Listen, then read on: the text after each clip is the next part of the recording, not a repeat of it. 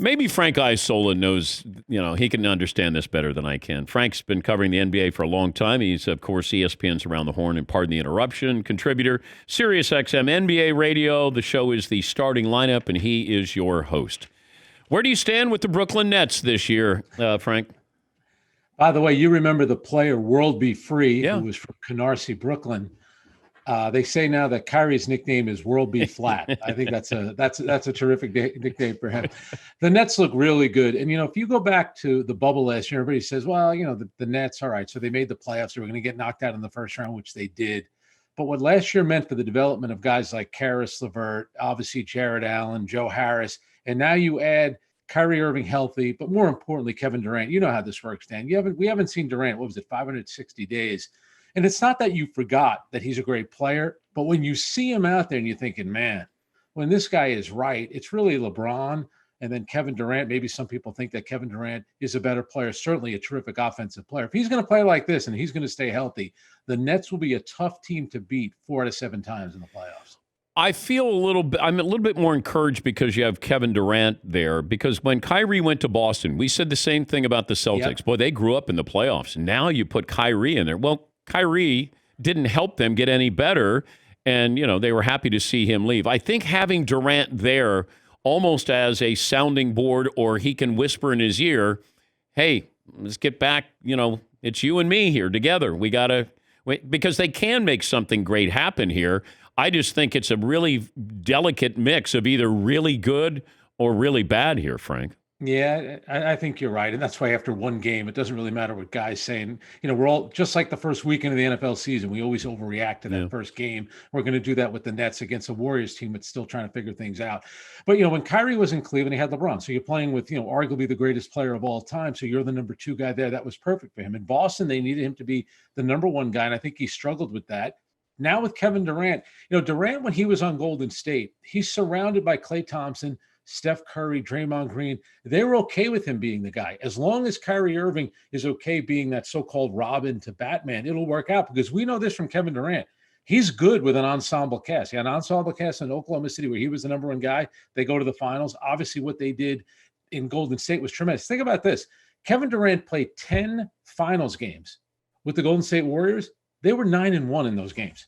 That's how good Kevin Durant is. So and what I love about Durant, you listen to him now, except for when Charles Barkley asked him a question last night. He wanted no part of that, which was pretty funny. But for the most part, Durant has been very upbeat. His mood seems to change. I think now that he's playing basketball again, I think he wants to get back to that level, not only as a great player, but as a champion. I think he's shooting for what LeBron did last season. I just love his attitude. He seems like he has the joy back in playing basketball. Convince me the Clippers could be better this year by what they did in the offseason.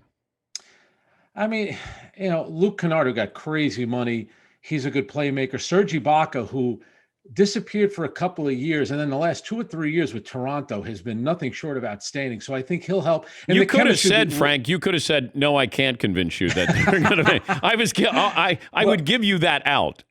Well, it's funny, right? So Charles Barkley he had a great question for Paul George last night when he asked him about getting preferential treatment. Let's face it, in every line of work, the stars get preferential treatment. Your crew talks about it all the time. Absolutely. You get treated differently than everybody because you're the big star. We know how it works. Absolutely. But, when he brought up the fact, because Paul George admitted, he said, well, I know what it takes. So, yeah, sure, that's how it works. But the guys who had an issue with that, that's no longer a problem. To me, he was clearly referring to Montrezl Harrell, who's no longer on the team. There were chemistry issues. They didn't want to be in the bubble last year. And I think Lou Williams proved that when he went to Magic City just to get the wings, as you know. Mm-hmm. That's all he was there for, was the wings. Yeah. So there were chemistry issues. They need Kawhi to play at a different level. If LeBron had lost a 3-1 series lead to Denver the way that Kawhi did, we'd be killing LeBron. Kawhi kind of got a bit of a pass last year, which he didn't deserve. He needed to play better. Yeah, but nobody cares about Kawhi Leonard the way they care about LeBron. I mean, LeBron is polarizing because for a variety of reasons. But I think the bottom line is people don't want him infringing on Michael Jordan's territory. Like, no matter what he does, nope, he's not going to get there. There's always going to be the but with LeBron James. Kawhi, we just sort of go, hey, Kawhi, he's a great two-way player. He shows up in the playoffs. Okay.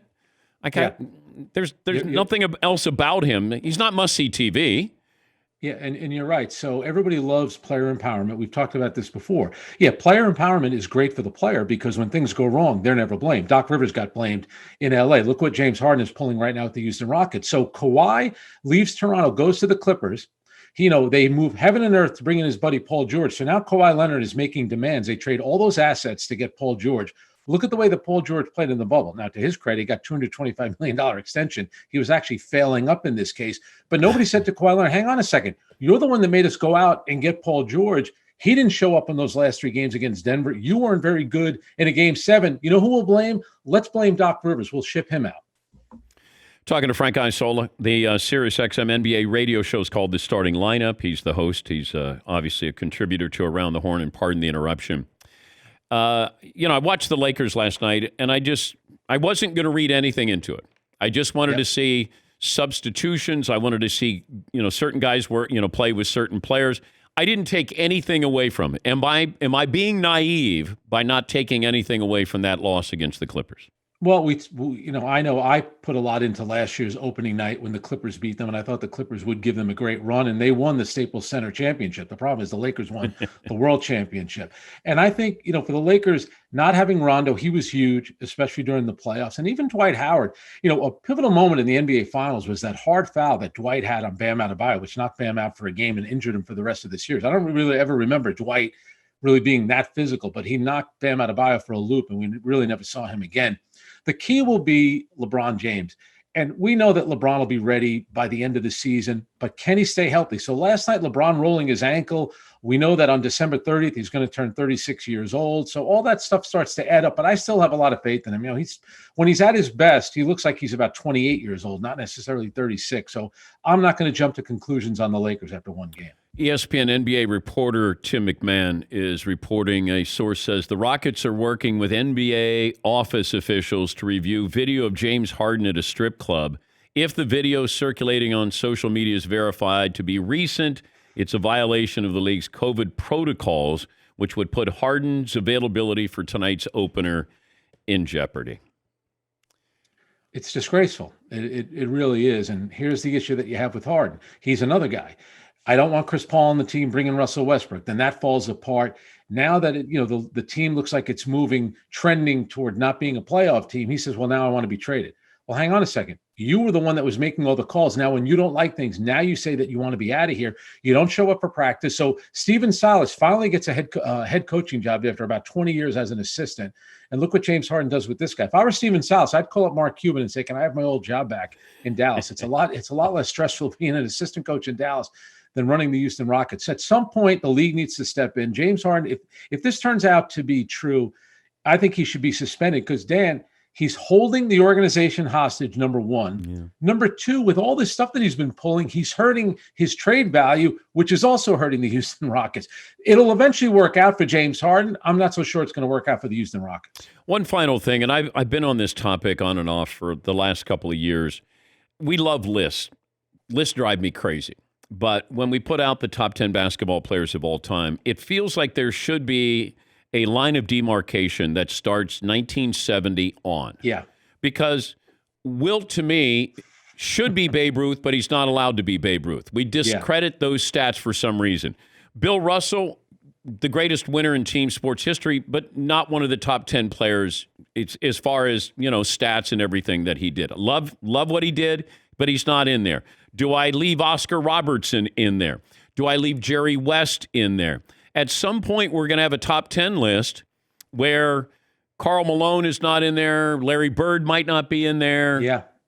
There's Wilt's not going to be in there. I don't know how you rank players because Steph Curry, is he going to be a top 10 player of all time? Yeah. Is Kevin Durant going to be a top 10 player of all time?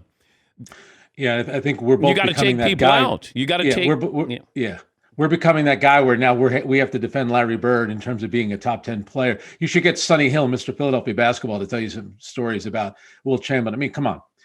At a time when everyone was allowed to do this, Dan, the guy averaged 50 points and 25 rebounds. If an NBA player did that for a week, people would say you should probably build a statue for the guy. So that was 50 and 25 for one season. Then when you go look at Michael Jordan, and what I love about Jordan, go look at the games played. like to the players, even of the 80s and the 90s, it was a badge of honor to be playing 82 games a season. Yeah. Now, if you play 82 games, you're looked at as you're some kind of weirdo. Well, clearly you have no cachet in the league because why would you be playing all the time? The idea isn't to play all the time. But I think you're right. As time goes on, we're going to forget some of these great players. And the game was different. It's now a 3-point shooting game.